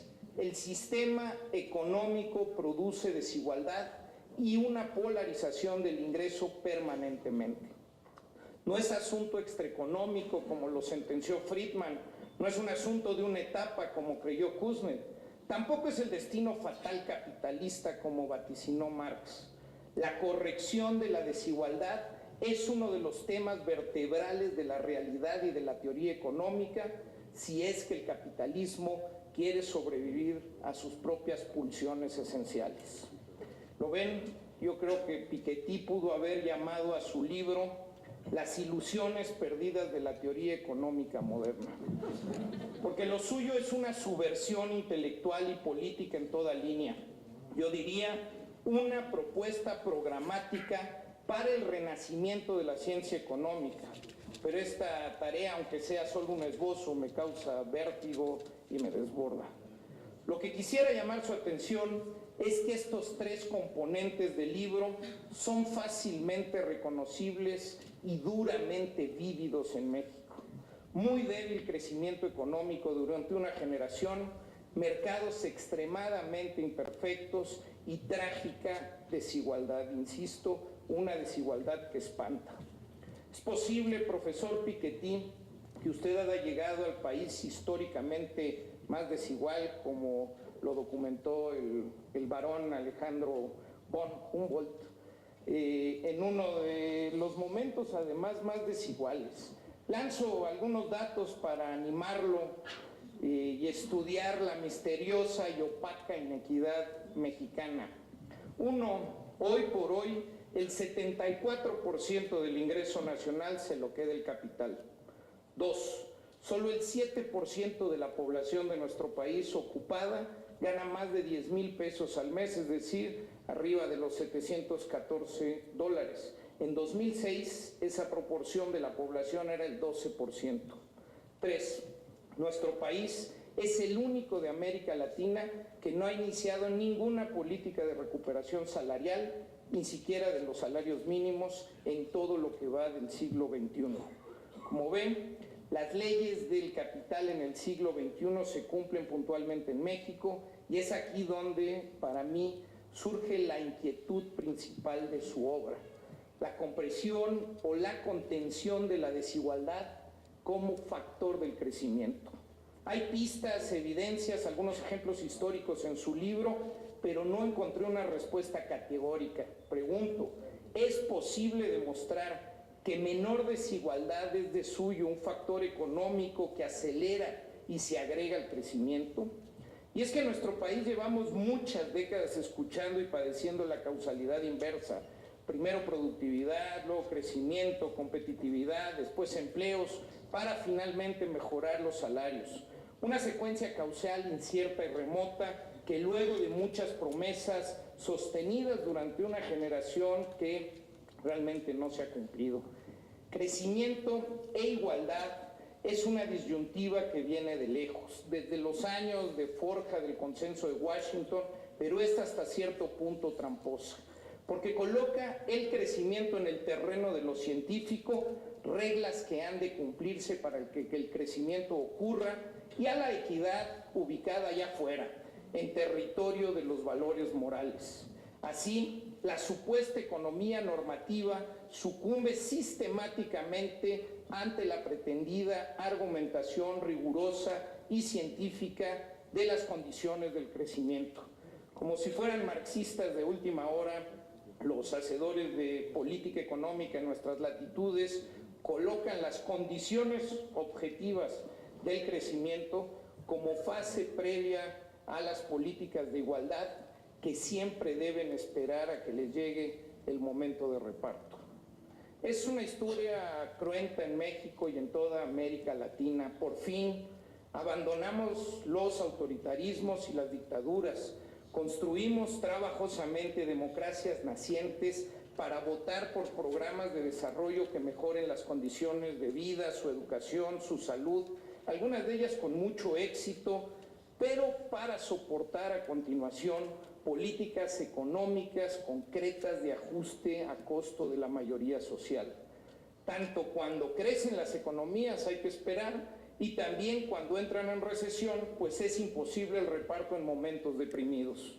Por eso, echo de menos en este libro evidencias y consejos para afrontar el problema de la igualdad o de la equidad social, no solo en su obvia dimensión moral, solidaria, sino en su dimensión estrictamente económica como condición del crecimiento.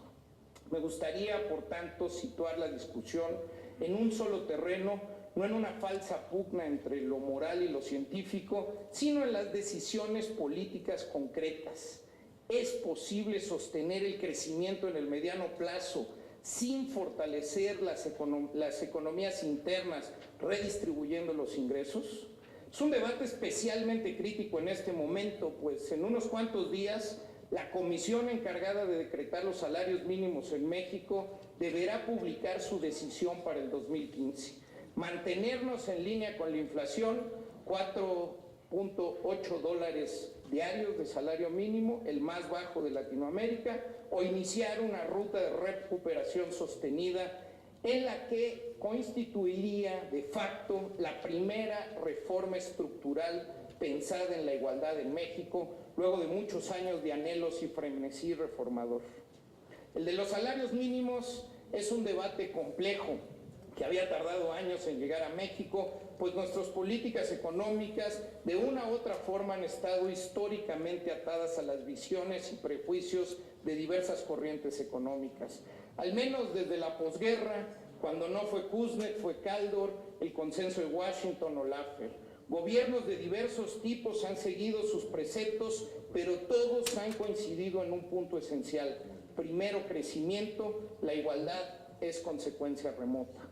Y lo que hemos producido es una sociedad deformada, una que emerge dramáticamente de vez en vez y que se deja sentir como lo que es el principal problema económico, no solo moral, de México. Las estadísticas oficiales más recientes vuelven a echarnos en cara esa trabazón estructural. Los más ricos de nuestro país siguen tomando tajadas cada vez mayores del ingreso nacional, el crecimiento apenas avanza, pero la desigualdad sí que lo hace.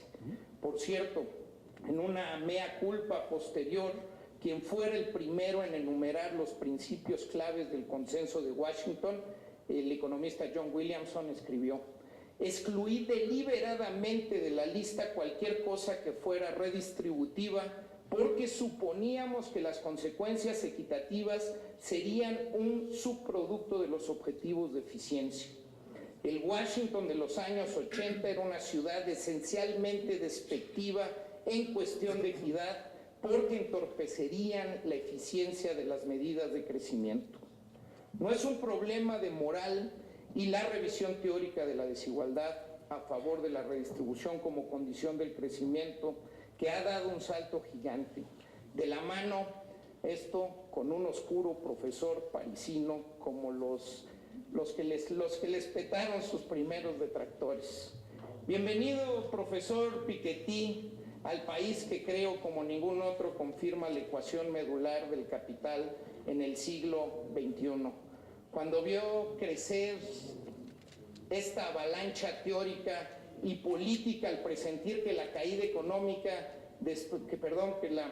al presentir que la ciencia económica después de Keynes estaba abandonando por completo el tema de la desigualdad, Galbraith escribió: pocas cosas son más evidentes en nuestra época que el descenso del interés por la desigualdad, que su destierro de la ciencia como problema económico. Profesor Piketty, gracias por recordárnoslos.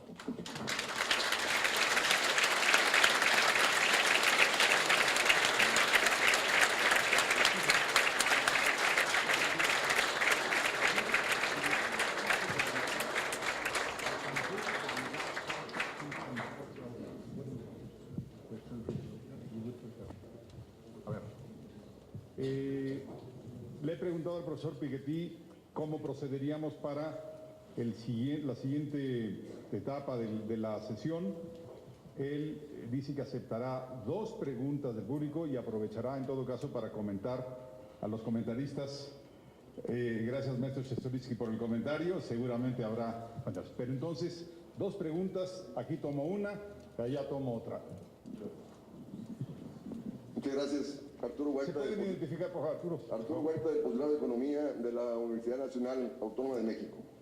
Primero, felicitarlo por su libro, por el gran trabajo que está detrás de él y sobre todo por la polémica que ha generado. Porque toda polémica viene a contribuir al desarrollo del pensamiento económico a nivel mundial. Y en esa perspectiva vienen mis comentarios.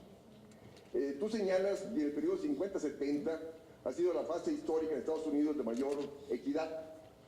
Pero no dices por qué. O sea, en este periodo tú mismo señalas que la productividad fue el doble que la productividad de 1990 a la fecha.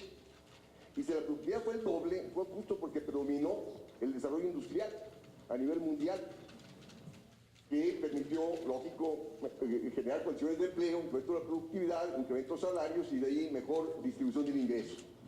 Ahora, pero resulta que eso es contraproducente, porque tú en los capítulos posteriores dices que el proteccionismo, te pronuncias en contra del proteccionismo. Tú dices que el proteccionismo no es una fuente de prosperidad y creación de riqueza. El proteccionismo de ninguna manera regula la desigualdad. Pues resulta que el proteccionismo estuvo presente a nivel mundial en los 50, 60 y 70, ¿no? Entonces, porque después, o sea, tú mismo señalas que a partir de los 70 viene la desigualdad y se dispara tremendamente. Pero resulta que a partir de ese periodo viene el proceso de financiarización, hegemonizado por el sector financiero, ¿no? Y tú mismo señalas ahí que no te vas a meter al análisis de las burbujas, pero resulta que este proceso de financiarización ha modificado la política económica. Viene acompañado de políticas de apertura comercial que tú defiendes, y resulta que las políticas macroeconómicas que han venido predominando de los 80 a la fecha, ¿sí? Porque tú mismo señalas que a partir del 82 viene la austeridad fiscal, sí, y viene a nivel mundial. ¿Dirigida a qué? Dirigida a disminuir la participación del Estado en la actividad económica. Tú mismo señalas que uno de los factores que viene a incrementar la relación capital-ingreso es el proceso de privatización y el incremento de los precios de los activos financieros. Y es justo derivado de eso, de estas políticas macroeconómicas de estabilidad que privilegian la estabilidad de la moneda a través de austeridad fiscal, a través de estas políticas restrictivas y de la libre movilidad de capitales, que lleva a cambiar, a que las condiciones de rentabilidad sean mayores en el sector financiero y no en el sector productivo. O sea, ese análisis no está presente, el por qué el sector financiero pasa a ser el hegemónico a nivel mundial. Y en consecuencia dispara las desigualdades. Termino. Ahora, y la cuestión es que el problema es del modelo económico. Tú tratas de resolverlo con un Estado social y con el impuesto al capital. Sí, porque dices tú, la función principal del impuesto sobre el capital es regular el capitalismo. El capitalismo no se regula con impuestos.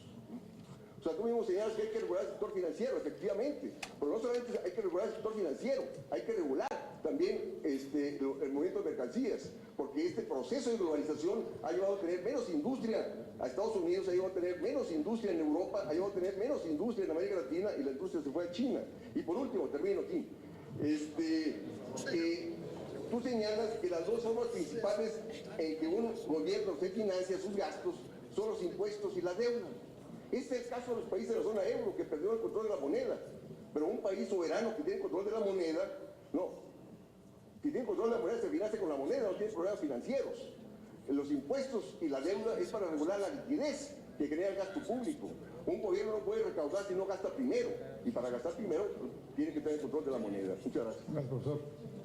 Una pregunta, Reinaldo.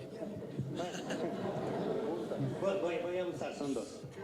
La primera es, me parece que, lo felicito por la conferencia, pero falta una historia política que es fundamental para explicar por qué después del 79 tenemos ese cambio.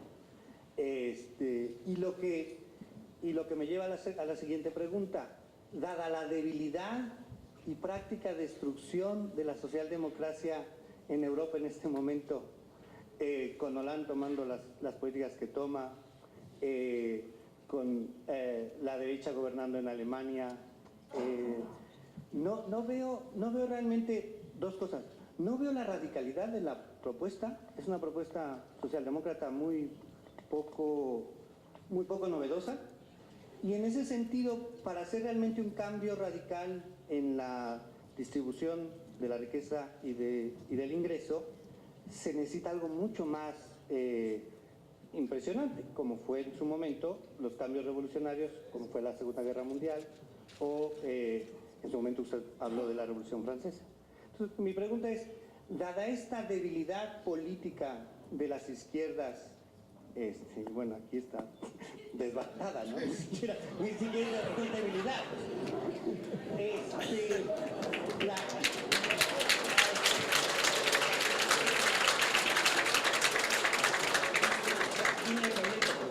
Dada esta debilidad estructural de las izquierdas en Europa y en América Latina, ¿dónde ve usted, realmente cree que con solo una reforma fiscal ese cambio va a ser posible? ¿No sería necesario un cambio de la misma naturaleza, de un quiebre político hegemónico como el que dio Thatcher y Reagan primero, Thatcher primero y luego Reagan, para que realmente pasara un cambio en el otro sentido? Gracias. Gracias. Profesor Ángel Calderón, y se acaba. Es de casa, hay que darles... Nada más quisiera retomar el tema de la necesidad de los tratados internacionales y ponerlo vis a vis lo que decía el profesor Jaime Sempere, debilidad de instituciones. Un ejemplo, junio de 2015, Estados Unidos tiene obligación de entregarle al gobierno mexicano todos y cada uno de los nombres con los montos de lo que tienen en Estados Unidos para propósitos fiscales. Nada más en 2001 se debió haber pagado de impuesto 0.04%, del 4% de lo que era ese monto, y probablemente el 90% de los nombres van a resultar evasores. Con los recargos y con las multas, a lo mejor se hace una confiscación o un impuesto del 80%. Segundo ejemplo, ¿okay? En Estados Unidos, si alguien tiene un departamento en Miami y tiene una casa en México, no por tener ejemplo, si esa persona se muere, en Estados Unidos tiene un impuesto de herencia. En México pasa 100% a los hijos. Entonces, ¿es debilidad de instituciones o nos hace falta nos faltan tratados internacionales?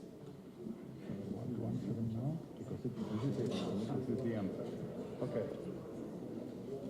Yeah, go ahead. Okay, so thanks a lot for all these questions. Muchas gracias por las preguntas. Quizás no puedo contestar todo, pero necesitamos una revolución o una guerra para tener distribución. Creo que podemos hacerlo mejor, pero es cierto que en el pasado estos choques violentos, estas revoluciones han tenido un importante papel en la reforma fiscal. En Francia, por ejemplo, se estableció en 1840 el ingreso sobre la renta cuando hubo estos eventos revolucionarios, y fue cuando la élite estuvo dispuesta a pagar por su riqueza y no por la escuela o la educación. Esto es parte de la historia y por supuesto las revoluciones también tienen mucho que ver en que la élite acepte las reformas fiscales. Estoy de acuerdo con usted en que la historia de la imposición y la desigualdad no es una cuestión pacífica, sino que requiere un cambio histórico y político para que en el futuro sería sorprendente si fuera diferente. Es probable que se requieran grandes choques y cambios sociales, movimientos sociales. No describo qué formas tomarán, pero creo que existirá esto. La contribución que hago en el libro es hablar de la democratización del conocimiento democrático, no del conocimiento económico. La sociedad es más complicada, pero la democratización del conocimiento económico puede ser importante. Esto no es el final de la historia, se requiere un movimiento político y social importante en el futuro para esto tendrá un efecto político. También creo que es posible que la élite acepte las instituciones democráticas o que la institución democrática haga que la élite acepte una serie de cambios. En México, por ejemplo, la reforma fiscal debe tenerse cuidado, no exagerar la importancia de los acuerdos internacionales o la competencia internacional. Por supuesto, requerimos estos acuerdos y la transparencia global.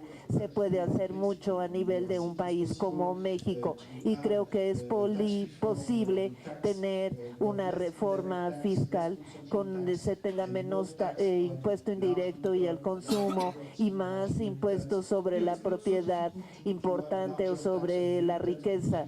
Es posible que para que el élite en este país acepte que es poco, no se puede organizar una sociedad en donde se impone un impuesto de 20% al consumo. Hay que reducir la primera tasa impositiva y aumentar la otra y pensar las asambleas políticas deben pensar en este tipo de cambio, que no debe ser un evento político violento necesariamente, pero es importante la movilización como vemos en el pasado, pero no se puede excluir la posibilidad de que suceda lo mismo en el futuro.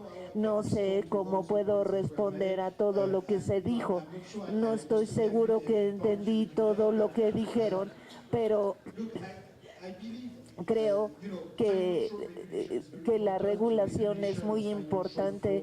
La regulación de los flujos económicos es muy importante si estamos en los flujos de libre capital y libre mercado, sin regulación, sin imposición. Sé que esto no puede funcionar y se requiere que esto cambie en el futuro, que haya una mayor comparación fiscal, y creo que la opinión pública no estará de acuerdo con esa evolución.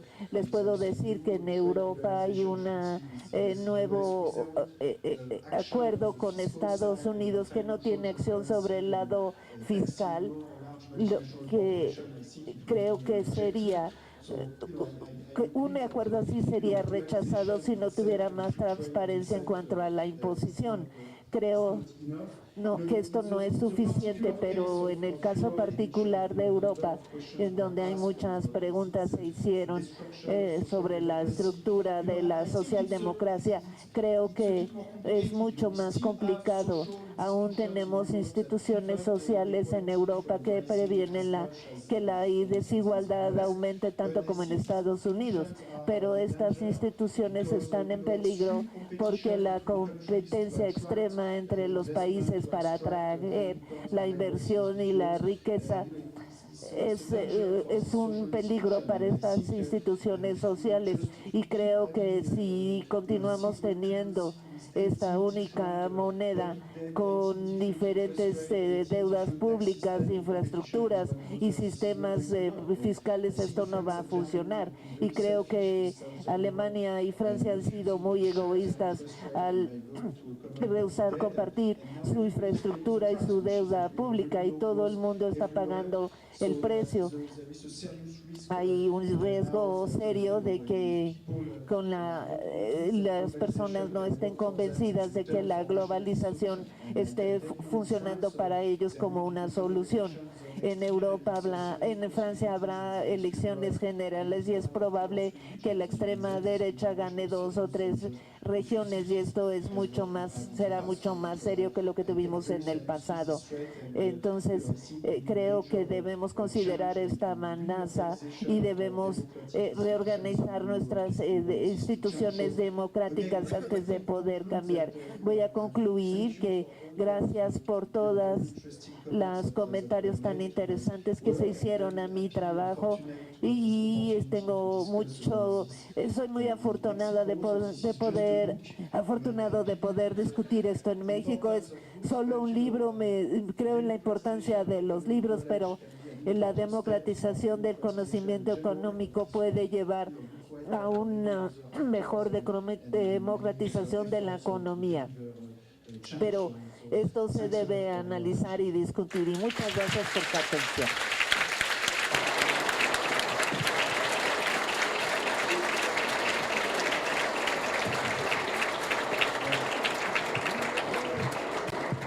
Bueno, hemos llegado al final de la sesión. Déjenme hacer algunos comentarios, agradecimientos, y luego hará las conclusiones, el último mensaje, el senador Miguel Barbosa. Pero primero, senador, déjeme nada más dar algunas informaciones. Habrá un brindis posteriormente, brindis que agradecemos al Senado y al Fondo de Cultura Económica, afortunadamente. El profesor Piketty está dispuesto a tener unos minutos de firma de libros, pero me dice el Fondo de Cultura que por favor les pidamos a ustedes, él tiene ahora un compromiso posiblemente, que la firma sea muy breve, nada más va a poner el nombre, y que no le pidan que el libro sea dedicado a la madrina que le regaló el primer libro de economía cuando empezó la carrera. Esas cosas hoy no. Agradezco de verdad infinitamente al equipo organizativo del Colegio de México, porque ayer nos avisaron a media tarde que por razones que ustedes saben, la ceremonia, la conferencia se trasladaba del Senado aquí. Agradezco la confianza al Senado y al Fondo de Cultura Económica. A los senadores Zoe Robledo, Porfirio Muñoz Ledo, Manuel Barlet, al secretario Chertoriski, Agustín Basabe. Veo aquí también a Juan Carlos Moreno Brit de la CEPAL y a Jesús Seade, que fue el primer director de economía de esta institución. Ellos saben perfectamente que en esta institución hubo economistas como Víctor Urquidi, que empezó a preocuparse por la desigualdad y la economía hace muchos años. Le agradezco también la participación y colaboración a Jaime Sempere, José Romero y David Cantalá, director del centro y coordinador del mismo, pues fueron los que se enfrentaron al problema organizativo. Y también agradecer especialmente a Gerardo Esquivel, que ha estado involucrado en la traducción de este libro. Dicho esto, señores, le paso la palabra al senador Miguel Barbosa. Senador, por favor, y muchísimas gracias. Gracias, señor Javier García Diego. No podría aspirar a formular las conclusiones de esta conferencia, ni de quienes hicieron comentario del libro, ni de quienes hicieron preguntas tan profundas. Solamente la reflexión de agradecer al Fondo de Cultura Económica, agradecer al Colmex la posibilidad de compartir con el Senado la organización de esta conferencia magistral. Tomás Piketty es el economista del momento. Ha puesto énfasis en esta época donde la desigualdad es una condición general en todo el mundo. Va a tener que reflexionarse mucho de su libro, sobre todo en países de Latinoamérica, en los países de África, en los países de Asia, en los países de Europa, en los países desarrollados, tienen condiciones diferentes y abordan la desigualdad desde posiciones diferentes. Yo preguntaría, en México, los actuales dueños del dinero, los grandes hombres del dinero, la verdadera cúpula del dinero en México, porque hay diferentes niveles de influencia económica. ¿De cuándo provienen? ¿De qué época provienen? Provienen del gobierno de Carlos Salinas de Gortari. Vienen de ese tiempo y han acrecentado sus fortunas, alentados, apoyados, estimulados y propiciadas las condiciones por los propios gobiernos. En esa época se dieron más de 400 desincorporaciones de propiedad pública a manos privadas. Desde entonces se creó un modelo fiscal para poder estimular el crecimiento económico. Se creó una desigualdad que no se ha podido corregir.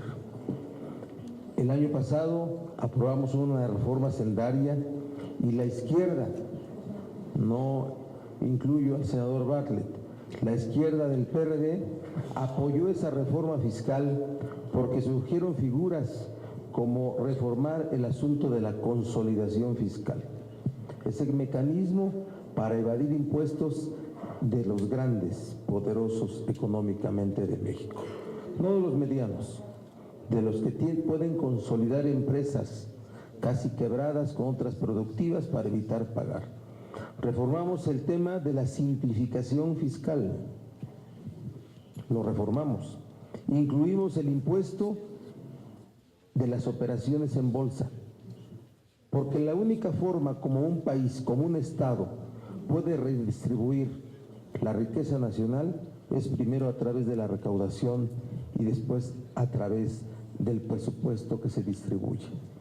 Va a ser muy interesante poder reflexionar y poder construir para nuestro país toda esta tendencia. Baja en la recaudación del petróleo, los precios que fueron propuestos por el Ejecutivo de $71, nosotros en la Cámara de Senadores lo bajamos a 69 y hoy están en 60. La recaudación caída, el famoso seguro para poder compensar la baja en el precio solamente contratado por 6 meses. Es decir, nos vamos a enfrentar a condiciones de dificultad en la recaudación del país. Yo celebro de verdad que podamos compartir como Senado de la República la oportunidad de poder disfrutar de una conferencia como la que hoy hemos escuchado. Felicito el activismo que sobre poder contar con hombres intelectuales del mundo con nosotros desarrolla el senador Zoé Robledo. De verdad es un honor y es un gran privilegio que forme parte del grupo parlamentario que yo coordino también. Y decirles que hemos tenido a Gianfranco Pastino, lo tuvimos en las sesiones plenarias de nuestro grupo parlamentario, a James Robinson, ¿sí? A Gilles Lipovetsky, hemos tenido a Mauricio Viroli y hoy a Tomás Piketty. De verdad fue un placer compartir con el Colegio de México, pero con todas y todos ustedes, poder decirles que estamos atentos y estamos igual que ustedes involucrados en poder encontrar un mejor destino para México. Creemos en la verdad, creemos en la justicia y sentimos que la desigualdad también es una cuestión cultural. Se forman élites, Si hablamos de educación, se forman élites en centros de estudios desarrollados como es el propio Colmex. ¿Cuánto ha invertido el hombre más rico de México y del mundo o los grandes hombres ricos del mundo en cuestiones educativas? ¿Cuánto? En Harvard hay, nos están diciendo, un régimen de excepción fiscal para poder gastar lo que resulta increíble, de 10 a 15 mil millones de dólares. ¿Dónde está esa generosidad o esa redistribución de los grandes hombres ricos que fueron forjados ricos por el propio gobierno? Yo les agradezco, felicito a Tomás Piketty, de verdad agradezco la anfitrionía del Colegio de México y honrado de que el Senado de la República pueda servir y pueda ser útil para quienes quieren aprender y escuchar como todos nosotros. Gracias y buenas noches.